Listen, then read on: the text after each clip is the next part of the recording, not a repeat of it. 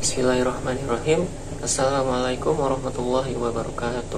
Alhamdulillahirabbil alamin wa bihi nasta'inu ala umuri dunya waddin.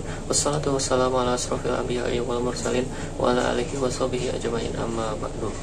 Pertama dan yang paling utama, mari kita panjatkan puji dan syukur kehadirat Allah Subhanahu wa taala yang telah memberikan nikmat dan kesempatannya hingga kita bisa berkumpul di tempat yang penuh berkah ini. Salawat serta salam pula kita berikan kepada junjungan kita Nabi besar Muhammad sallallahu alaihi wasallam yang telah membawa kita dari zaman jahiliyah menuju zaman yang penuh ilmu pengetahuan seperti sekarang ini. Yang saya hormati dosen pengampu pembelajaran mata kuliah ilmu fikih yang terhormat Bapak Harimun Surya Sirgar serta Bapak Fajar Farhan Hikam. Sebelumnya izin memperkenalkan diri, nama saya Rizky Al-Fajri dengan nomor NIM 12120070094 dari kelas C semester 2. Baiklah, pada pembahasan materi presentasi kali ini, saya akan membahas dan memaparkan materi yaitu mazhab dan sebab-sebab mazhab. Yang pertama yaitu ada mazhab fikih dalam Islam. Mazhab fikih merupakan aliran pemikiran tentang hukum Islam yang penetapannya merujuk pada Al-Quran dan Al-Hadis. Beberapa fuqaha yang pemikirannya mendapat apresiasi dari umat Islam dalam berkembangan selanjutnya menjadi aliran mazhab antara lain. Yang pertama yaitu adalah Imam Abu Hanifah, yang kedua Imam Maliki, yang ketiga Imam Syafi'i, dan yang terakhir yaitu Imam Ahmad bin Hanbal. Yang pertama yaitu ada Imam Abu Hanifah dengan nama asli Abu Hanifah An-Nu'man bin Sabit bin Zauta At-Taimi Al-Kufi, lahir di kota Kufa pada tahun 80 Hijriah 699 Masehi dan meninggal pada tahun 1550 Hijriah 767 Masehi.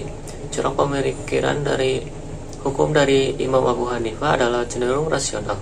Dasar pemikiran hukum yaitu Al-Quran, Al-Hadis, pendapatan sahabat, Qiyas, Istisad, Ijma' dan Urf. Penyebarannya yaitu Afghanistan, Cina, India, Irak, Lebanon, Mesir, Pakistan, Rusia, Suriah, Tunisia, Turkestan, Turki, dan wilayah Balkan. Yang kedua yaitu ada Imam Maliki dengan nama asli Malik bin Anas bin Malik bin Abi Amir al-Asbahi, masyhur dengan julukan Imam Dar al-Hijrah, lahir di Madinah pada tahun 93 Hijriah 712 Masehi dan wafat pada tahun 179 Hijriah 798 Masehi. Cara pemikiran hukumnya yaitu dipengaruhi sunnah yang cenderung tekstual.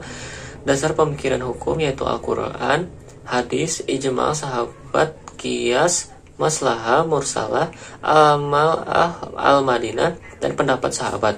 Daerah penyebarannya Kuwait, Spanyol, Arab Saudi khususnya Mekah, wilayah Afrika khususnya Mesir, Tunisia, Aljazair, dan Maroko. Yang ketiga yaitu ada Imam Syafi'i, nama aslinya Abu Abdullah Muhammad bin Idris bin As bin Usman bin Syafi'i Asy-Syafi'i Al-Muttalib, lahir di Gaza, Palestina pada tahun 150 Hijriah 767 Masehi dan meninggal pada tahun 204 Hijriah 820 Masehi. Cara pemikiran hukum dari Imam Syafi'i adalah tradisional dan rasional. Dasar pemikiran hukum yaitu Al-Quran, hadis, ijma' dan qiyas.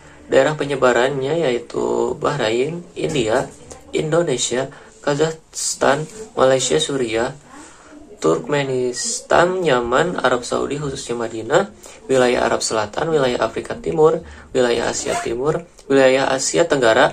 Yang keempat yaitu ada Imam Ahmad bin Hanbal. Nama aslinya yaitu Ahmad bin Hanbal Asy-Syabani Al-Marwazi, lahir di Baghdad pada tahun 164 Hijriah 780 Masehi dan wafat pada tahun 241 Hijriah 855 Masehi. Cara pemikiran hukumnya yaitu tradisional atau fundamental. Dasar pemikiran hukum Al-Quran secara zahir, hadis, fatwa sahabat. Jika terdapat perbedaan, fatwa sahabat digunakan yang lebih dekat dengan Al-Quran dan hadis. Hadis mursal dan doif dan qiyas. Daerah penyebarannya yaitu Arab Saudi atau mayoritas. Sebab-sebab perbedaan mazhab yaitu yang pertama ada Al-Quran sebagai sumber undang-undang. Secara usul pokok-pokok agama tidak ada perbedaan. Perbedaan dalam hal furu atau cabang-cabang rincian tentang suatu hukum. Adanya ayat muhkamat dan mustasyabihah, qati'ud dalalah, dan zoniun dalalah. Inilah latar belakang munculnya mazhab. Lalu selanjutnya ada sebab-sebab munculnya mazhab. Perbedaan mazhab sahih tidaknya, perbedaan dalam memahami nas, perbedaan dalam menggabungkan dan mengunggulkan nas-nas yang bertentangan, perbedaan dalam kaidah usul sebagai sumber istinbat, perbedaan dalam perbendaharaan hadis, dan perselisihan ilat dari suatu hukum. Sekian penyampaian dan yang dapat saya sampaikan. Mohon maaf apabila ada kesalahan maupun kekurangan. Wabillahi taufiq wal hidayah. Wassalamualaikum warahmatullahi wabarakatuh.